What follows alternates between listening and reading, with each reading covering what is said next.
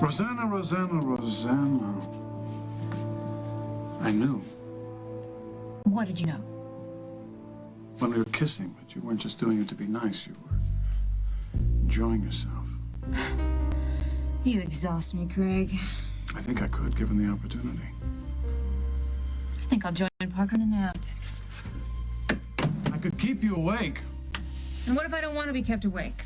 I think I could remedy that, too. And they say chivalry is dead. I'm no angel. I'll consider myself duly warned.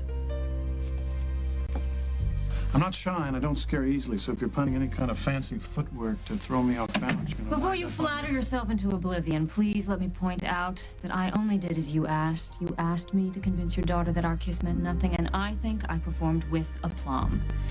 What more do you want, Montgomery?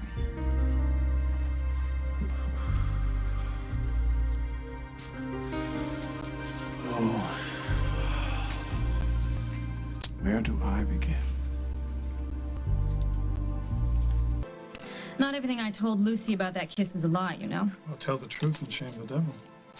I believe that kiss came out of a mutual concern for Carly. Right? Yes, but that bit about my kisses being like being licked by a mangy dog... You didn't need a breath mint. Well, that's a plus. And despite the damage you did to my reputation, you didn't get mud all over my dress. Well, thank you for clearing that up. I think we both feel like outsiders in Carly's life right now. Maybe because of my rather challenging past with my sister. And maybe because I couldn't face what has happened to her, I just left her room so abruptly. Well, possibly.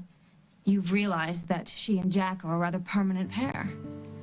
Well, no, he's good for now, but they're not permanent. Well, think what you like. But I think you have to admit that we were both feeling rather sorry for ourselves. What we shared was a pity kiss. Worst thing we could do is make too much out of it.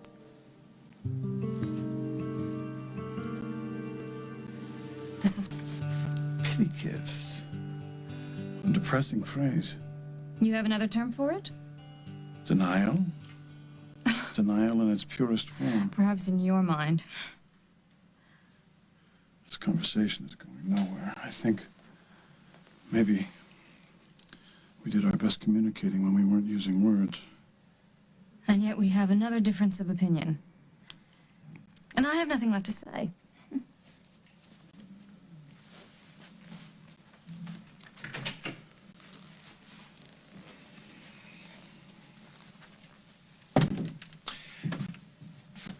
I do love Carly. She's under my skin, but it was the kind of love that made men go to war, conquer new lands, discover galaxies. And yet you couldn't bear to face her.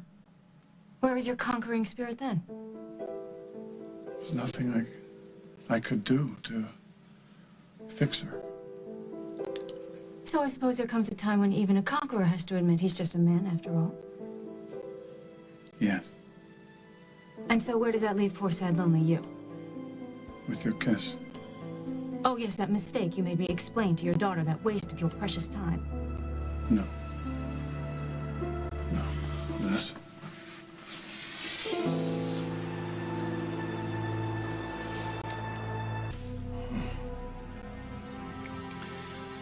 Don't make any assumptions about me, Miss Cabot. You are exceedingly attractive, but I will not follow you like a lapdog. I will not be some obsequious sycophant. With my lips raw from kissing your ear, although a nibble or two couldn't hurt. You quite finished. Good. You can kiss this girl goodbye.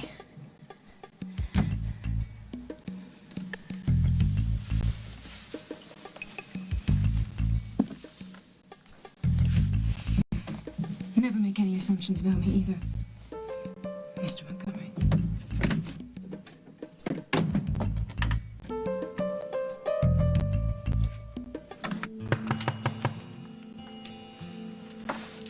This is round too, my friend. The gloves are coming off. That's right, sis. I'm back. Now hand over my son before I really get ugly.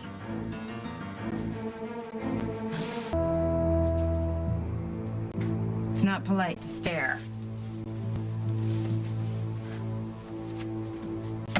Somebody must have really hated you to do this. But before you start making mental notes on all the possible names that could be on that list, let's talk about the latest reason I'm hating you. You're not pleased I've taken custody of Parker? No, Rosanna.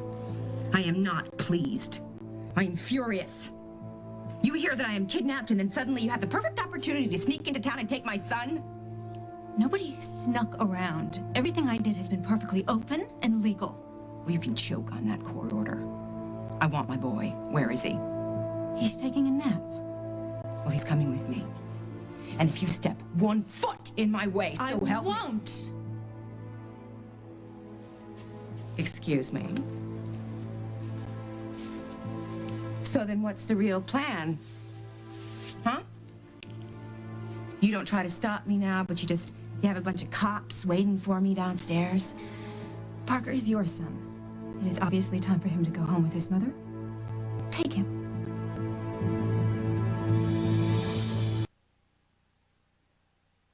Oh, would you give me a break? You're not paying some law firm like $1,000 an hour to have me walk in here and take Parker with me. You planned on keeping him for good. That was never my intention. Then what are you trying to do? I was concerned about my nephew. I wanted to ensure his Would safety. you spare me the sanctimonious speech about how you only have Parker's best interests at heart? Carly, you were gone. Hal was having serious problems of his own. I was simply trying to have someone be around to look after him. There were a lot of someones, from what I understand. And you're proud of that. Having your only son be looked after by well-meaning friends instead of being with family? His stuffed animals are closer to Parker than you are. That child is fortunate enough to have a lot of people that care about him. Now, I think you were just looking out for your investment. Excuse me. Yeah. Well, you've arranged for Parker to inherit quite a lot of money from you. Are you so morally bent you can't even recognize when somebody is trying to help you? I had no agenda here except to make sure that Parker was safe and happy. Ha!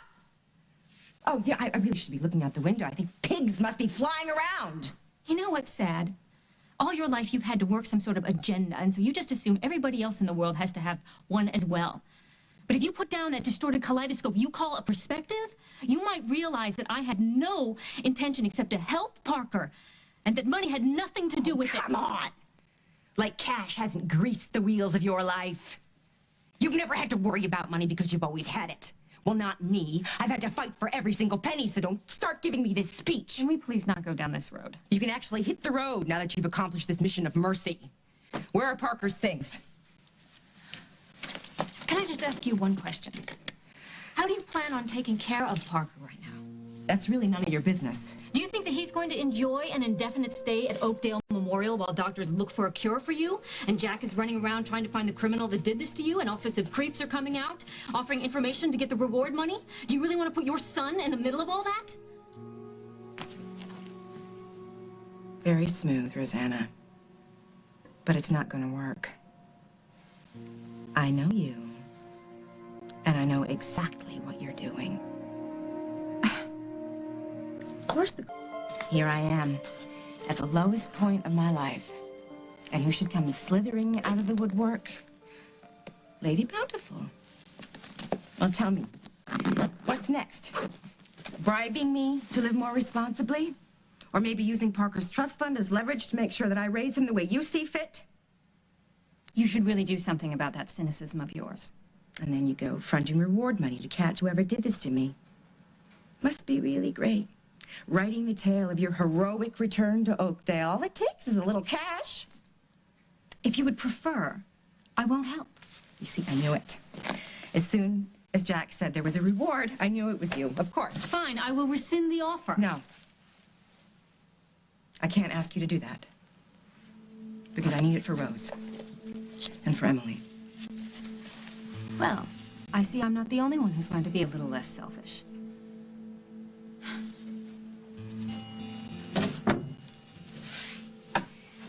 You know, Rosanna, I'm not gonna play this little game of yours. You have finally found a way to get even with me, right? A way to put me in my place. And you want to make sure that I know I'm a worm while you sit at the right hand of the god with a key to Fort Knox.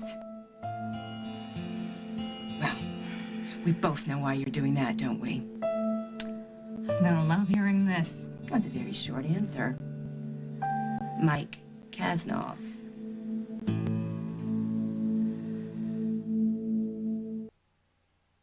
You have now officially taken a turn for the insane. Admit it. You have never gotten over what I had with Mike Kasnoff. What you had or what you did? Oh, come on. Mike was a big boy. He made a choice. Me. But how could that possibly happen to Princess Rosanna Cabot of Cabot Motors, a woman who's always gotten whatever she's wanted? Well, except that once. You wanted Mike, and you lost him because of me. Well, that was a lesson learned. So my heart is not as open as it used to be. Life moves on. Well, now look at you, all well-adjusted. What's sick is you're twisting this around so that I'm trying to help you in order to get even. You can keep your help. I'm happy to be alive. I have my son, I have Jack, and I do not plan on owing you anything. Well, that's all well and good, but have you looked at yourself in the mirror lately? Have you seen the face that Craig saw? Just about sent him running. How do you know about that? It's a small town. People talk. What if they never find this evil Dr. What's-his-name, Weston, and they never find a cure for you? They never find him, you don't ever get better, perhaps you even get worse. Yeah, how do you think Jack is gonna react? Sure, he loves you now, but what if one day he turns to kiss the face on the pillow beside him, and he realizes this is as good as it's gonna get? You think he's gonna stick around for that? Who's gonna be there for you then? What's going on, ladies? Hello, Jack. We were just discussing the reward for the doctor who did this to Carly and her friends. I was gonna tell you about this, Carly, but No, then Jack, you went really, AWOL just from the listen to hospital. me. It's okay. As far as I'm concerned, that money is for Rose. And for Emily. We have to find her. I was hoping you'd figure it that way. I'm sorry if I worried you. I just wanted to see Parker. Yeah, where is he? He's taking a nap. How long before he wakes up? You know what? I think it's best if Parker does stay here with Rosanna for a while, at least until I get out of the house. No, I don't think we should go that way. You don't? No. Parker's coming with us. Pack his things.